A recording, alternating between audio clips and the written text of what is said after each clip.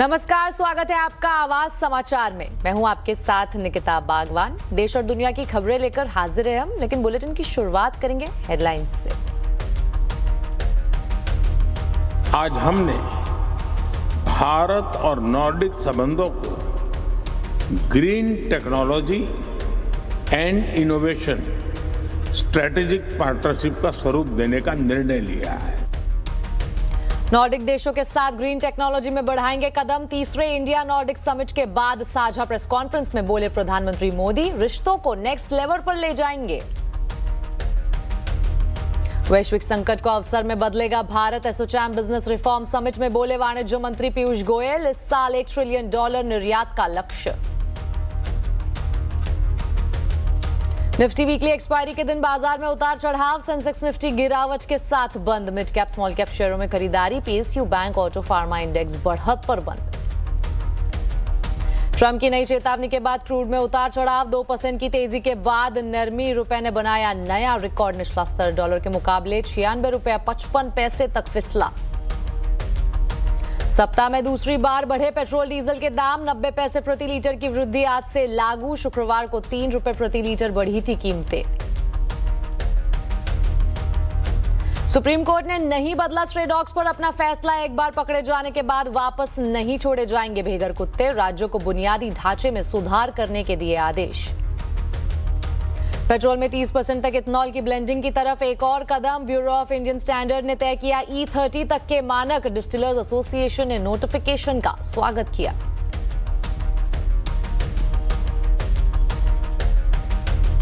Bulletin में सबसे पहले आपको बता दें, पीएम मोदी इन दिनों 5 देशों के दौरे पर है, जहां आज उन्होंने नॉर्वे की राजधानी ओस्लो में होने वाली इंडिया नॉर्डिक समिट में हिस्सा लिया है। समिट में टेक्नोलॉजी, रिन्यूएबल एनर्जी, डिफेंस और इकोनॉमी सहित कई अहम मुद्दों पर चर्चा हुई है। समिट में पीएम मोदी ने कहा, नए ट्रेड एग्रीमेंट से हम भारत और नॉर्डिक देशों के संबंधों में नई स्वर्णिम युग की शुरुआत करने जा रहे हैं। कुछ ही महीने पहले हमने Bharat European union free trade agreement किया, जिसमें डेनमार्क, फिनलैंड और स्वीडन भी भागीदार है।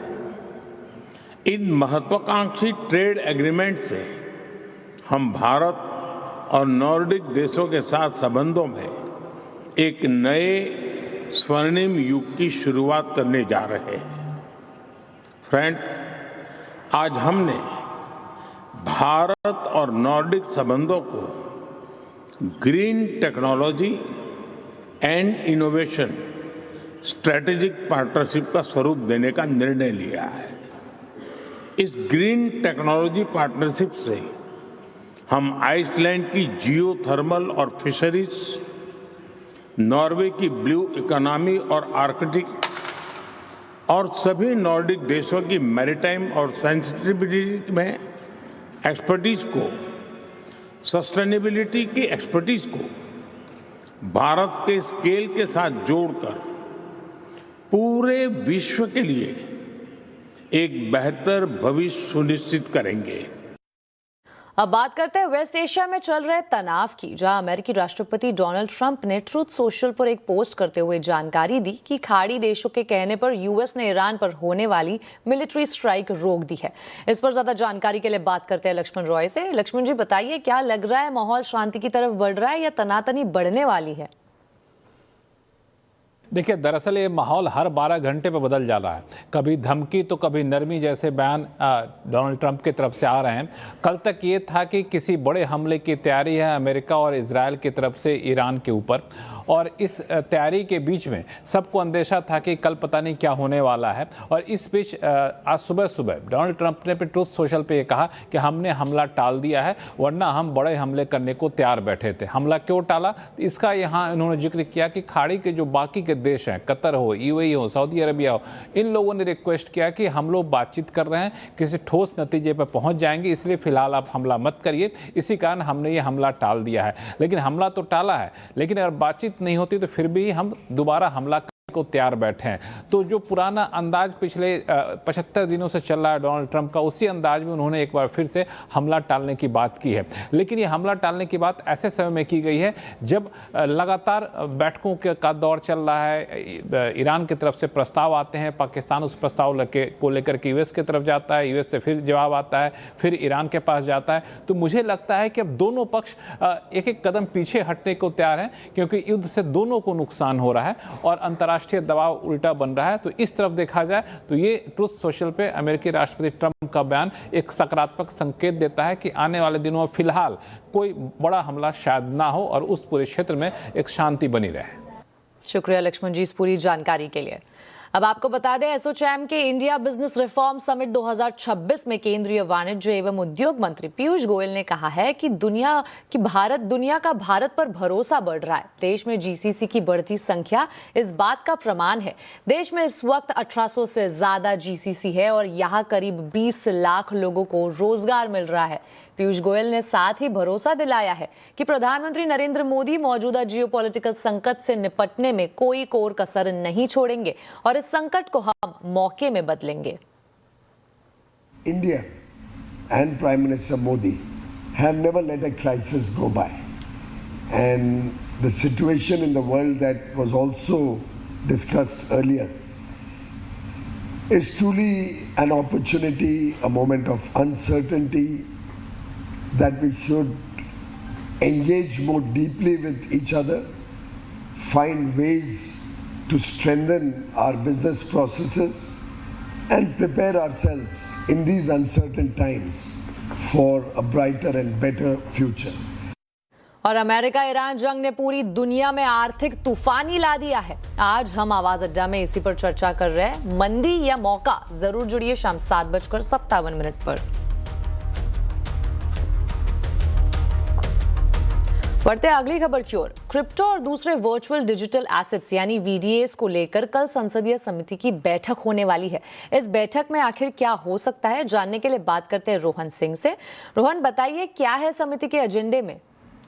जी, क्रिप्टो करेंसी हो या फिर वर्चुअल डिजिटल एसेट्स, उसको लेकर लोगों के अंदर काफ़ी चिंता भी होती है, काफ़ी रुचि भी रहती है और इसी तरह की चिंता संसद की स्थायी समिति है वित्त मंत्रालय की, उसके अंदर भी है। और इसलिए कल एक खास बैठक रखी गई है संसद की स्थायी समिति में, जिसमें जो मुख्य एजेंडा रहेगा वो ये है कि इसमें निवेशकों का हित किस तरह से रखा जा सके या फिर नियम किस तरह से बनाए जा सकें, जो वॉलेटिलिटी है उस पर किस तरह से निगरानी रखी जाए। तो कुल मिला के नियम, निगरानी और साथ ही निवेशकों के हित पे खास फोकस रहने वाला है। और इसमें सिर्फ जो समिति के सदस्य हैं वही नहीं शामिल होंगे, इसमें कुछ क्रिप्टो एक्सचेंजेस को बुलाया गया है, जिसमें बिनांस हो गया, वजीरेक्स हो गया, ज़ेप्पे हो गया, इस तरह के जो एक्सचेंजेस हैं या क्रिप्टो से जुड़ी हुई जो कंपनियां हैं उनके जो रिप्रेजेंटेटिव हैं उनको बुलाए गए हैं। इसके अलावा सरकार में वित्त मंत्रालय के अलावा जो कॉर्पोरेट अफेयर्स की मिनिस्ट्री है उसके जो सदस्य हैं वो शामिल होंगे, IFSC अथॉरिटी के सदस्य शामिल होंगे और कल सुबह 11 बजे इसको लेकर चर्चा होगी। और उसके बाद ये समिति ये निर्धारण करेगी कि आखिर उनकी जो सिफारिश होती है वो किस तरह की दी जाए, क्योंकि ये जो सिफारिशें हैं काफ़ी इंपॉर्टेंट होगी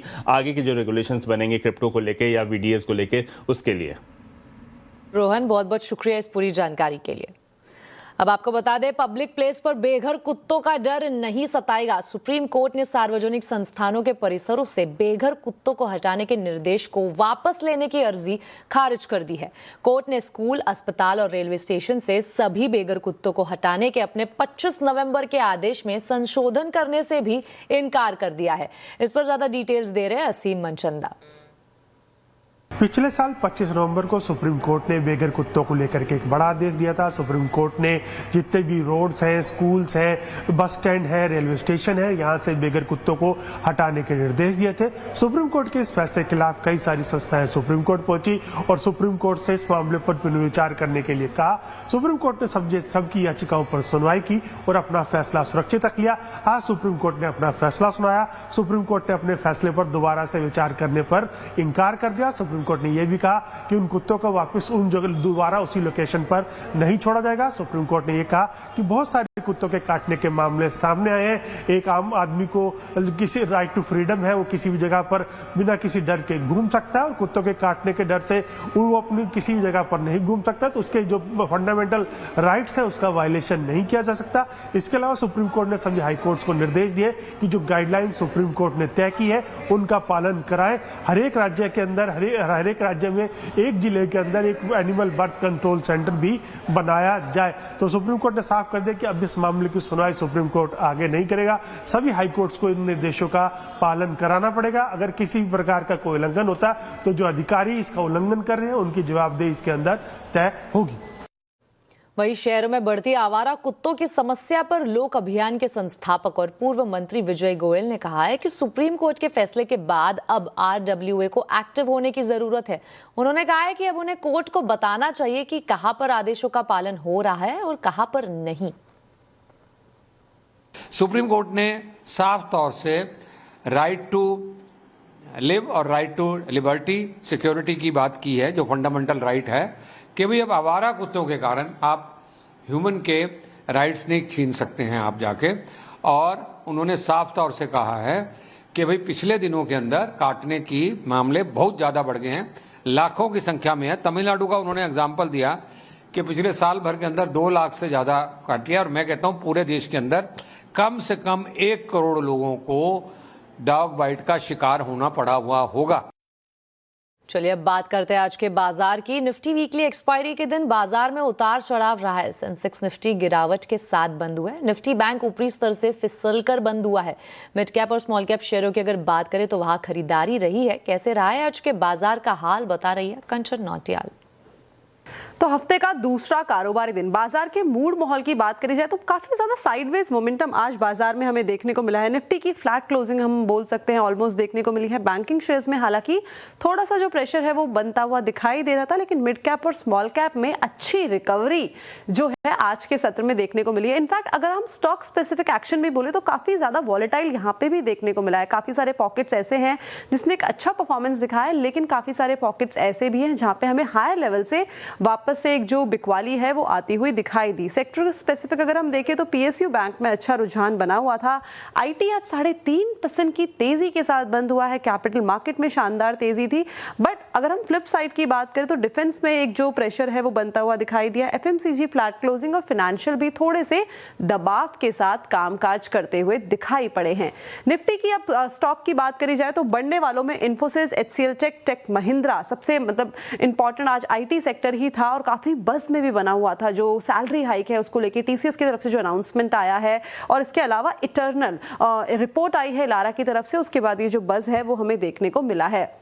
लूजिंग पॉकेट में बात करें तो Kotak Mahindra bank, UltraTech cement, Tata consumer और टाइटन में हमें जो प्रेशर है वो बाउंड अप होता हुआ दिखाई दिया है और मार्केट में जो प्रॉफिट टेकिंग है वो भी हमें कहीं ना कहीं देखने को मिल रही है। निफ्टी IT में आज काफी शानदार तेजी जो है वो देखने को मिली है। माना यह जा रहा है कि हो सकता है कि जो बाकी की IT कंपनीज है वो भी हमें जो सैलरी हाइक है वो करती हुई दिखाई देगी। हालांकि जो एक्सपेक्टेड था उस लाइन से काफी नीचे जो सैलरी हाइक है वो आया है बिकॉज ऑफ AI डिफ्लेशन जो है चिंताएं यहाँ पे मंडराती हुई दिखाई दे रही है। इसके अलावा ऑयल एंड गैस में हमने देखा कि एक हफ्ते में दूसरी बार जो पेट्रोल डीजल के दाम है उसमें बढ़ोतरी हुई है। उसके चलते IOC में एक अच्छा रुझान था। इनफैक्ट इसके नंबर्स भी आए थे कल।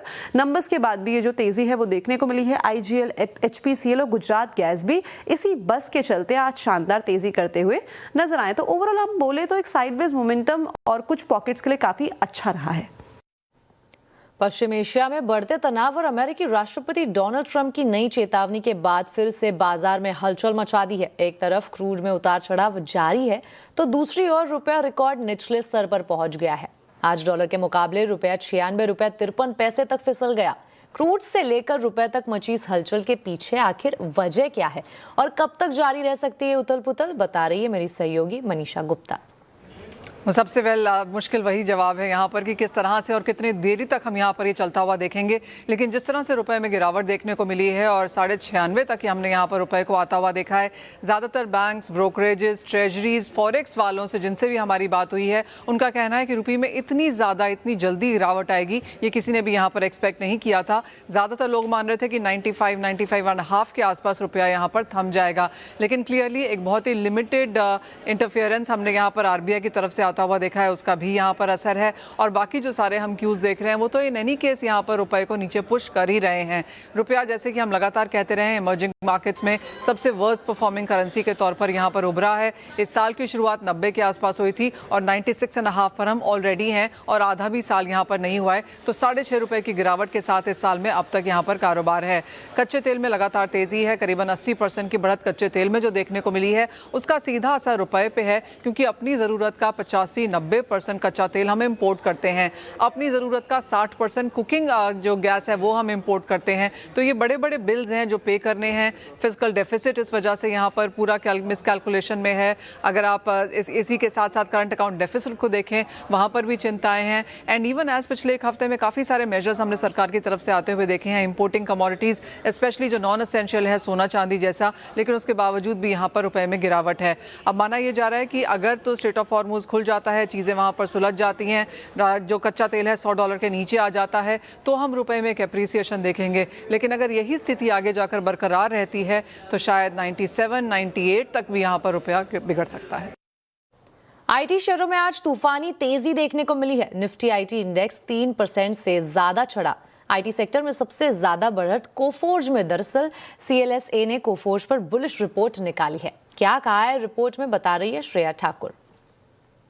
लगातार हम आईटी पर चर्चा कर रहे हैं। IT as a space focus में है ही। 0.4% की तेजी आज हमने इंट्राडे में देखी आईटी स्पेस में। उसमें भी अगर आप देखें तो मिड कैप आईटी स्टॉक्स ज़्यादा अच्छा परफॉर्म कर रहे हैं और उसमें भी सबसे ज़्यादा स्ट्रेंथ कोफोर्ज में दिख रहा है। अभी भी 5% ऊपर है आज के सेशन में। और एक तो नंबर्स काफ़ी अच्छे थे, मैनेजमेंट की कमेंट्री उसके बाद काफ़ी अच्छी आई और हाउस व्यूज़ भी पॉजिटिव हैं।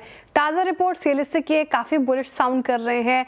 हाई कन्विक्शन आउट परफॉर्मर की लिस्ट में इसको शुमार किया गया है। टारगेट प्राइस आपके स्क्रीन पर देखिए 2075 रुपये प्रति शेयर का टारगेट प्राइस, यानी कि 44% का अपसाइड, 44% का अपसाइड नजर आ रहा है कोफोर्ज में CLSA को। अच्छा, क्या खास बात है? तो खास बात यह है कि ब्रोकरेज का मानना है कि मैनेजमेंट एग्जीक्यूशन को लेकर काफ़ी पॉजिटिव है। इसने कहीं ना कहीं सेंटिमेंट सुधारा है। और बड़ा पॉजिटिव जो कोफोर्ज ने एक्विजिशन किया था एनकोरा का, उसके कंसोलिडेशन के बाद भी अगर आप देखें तो फाइनेंशियल 27 में मार्जिन गाइडेंस एस्टीमेट से बेहतर रही है, जो कि अच्छी चीज़ लगी है CLSA को। और आगे चलकर मार्जिन और फ्री कैश फ्लो की बात करें तो यहाँ पर भी इम्प्रूवमेंट दिखाई दे रहा है, क्योंकि कंपनी ने लो मार्जिन गवर्नमेंट प्रोजेक्ट से बाहर निकलने का फैसला किया है, जो जाहिर तौर पर कोफोर्ज को फ़ायदा दिलाएगा। कैसे फ़ायदा होगा? तो free cash flow to PAT conversion जो है उसकी गाइडेंस बेहतर हुई है, यानी कि कंपनी जितना प्रॉफिट दिखा रही है उसमें भी कितना एक्चुअल कैश बन रहा है उसकी गाइडेंस बेहतर हुई है। तो ये अच्छी चीज़ नज़र आ रही है, इसलिए ब्रोकरेज को आउटलुक भी काफ़ी पॉजिटिव नज़र आ रहा है। इसलिए EPS एस्टिमेट भी CLSA ने बढ़ाया है। फाइनेंशियल ईयर 27 के लिए 9% बढ़ा दिया है, वही फाइनेंशियल ईयर 28 के लिए EPS एस्टिमेट 5% बढ़ाया है CLSA ने।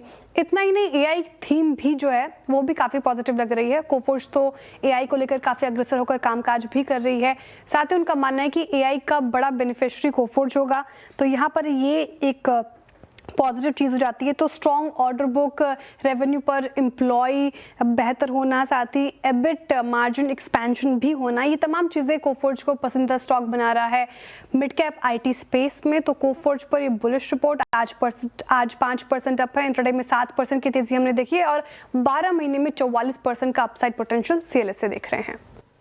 चलिए, इसी के साथ आवाज समाचार में वक्त हो चुका है एक छोटे से ब्रेक का। खबरें आगे और भी है, बने रहिए हमारे साथ।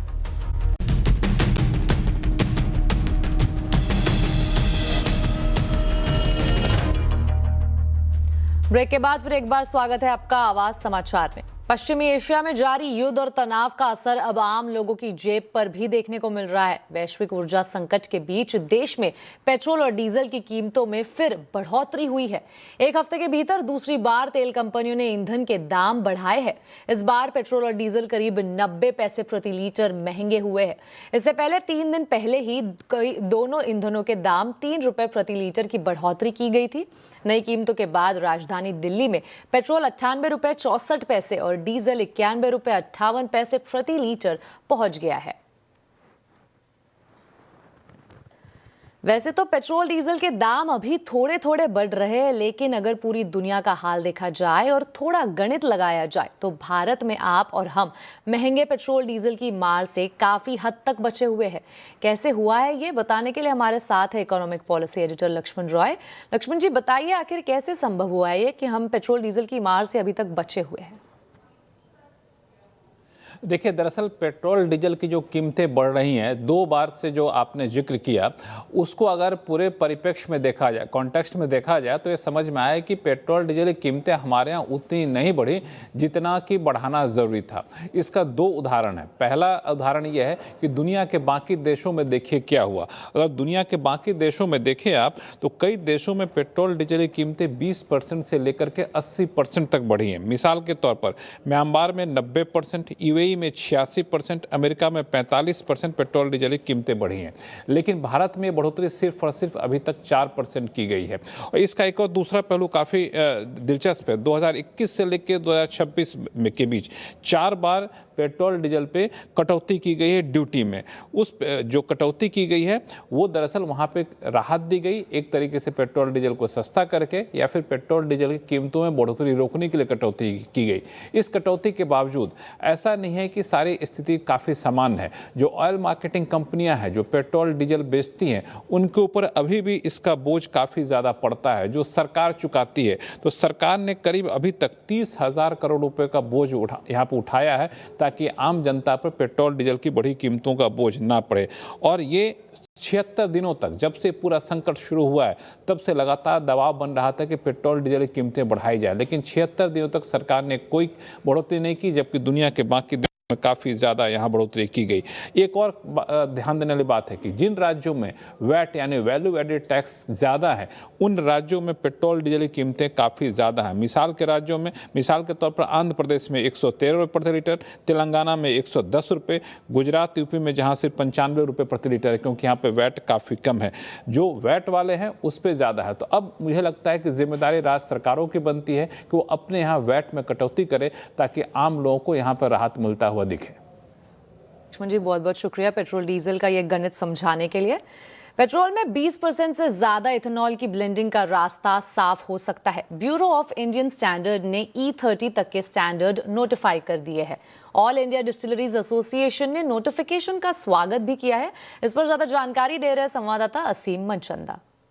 अभी पेट्रोल में 20% तक के एथनॉल की ब्लेंडिंग होती है। सरकार चाहती है कि इसका एक आगे रोड मैप बनाया जाए, जहां आगे चल करके एथनॉल के पेट्रोल में करीबन 30% की एथनॉल ब्लेंडिंग हो सके। तो इसके लिए ब्यूरो ऑफ स्टैंडर्ड्स ने टेक्निकल स्टैंडर्ड्स जारी कर दिए हैं। E22, E25, E27 और E30 के standards bureau of Indian standard ने जारी कर दिए हैं। तो एक टेक्निकल नोटिफिकेशन है जो कि आगे चल करके एक रोड मैप बनाएगा। जो ऑल इंडिया डिस्टिलर एसोसिएशन है, उन्होंने सरकार के इस नोटिफिकेशन का स्वागत किया। उनका कहना है कि इसके जरिए आगे चल करके एक रोड मैप बनेगा कि सरकार किस तरह से एथनॉल ब्लेंडिंग आगे बढ़ा सकती है। इससे जो भारत है उसमें जो क्रूड का आयात है उससे भी कम होगा, और आगे चल करके जो सरप्लस शुगर है या सरप्लस एथनॉल जो बनता है उसकी खपत करने में भी आसानी मिलेगी। हालांकि अभी ये सिर्फ स्टैंडर्ड नोटिफाई हुए, अभी तक सरकार ने कोई भी इसको एथनॉल को आगे बढ़ाने का भी कोई फैसला नहीं किया। लेकिन जब स्टैंडर्ड नोटिफाई होगी तो इंडस्ट्री को उम्मीद है कि सरकार जल्द ही पेट्रोल में जो एथनॉल की ब्लेंडिंग है उसकी मात्रा को बढ़ा सकती है।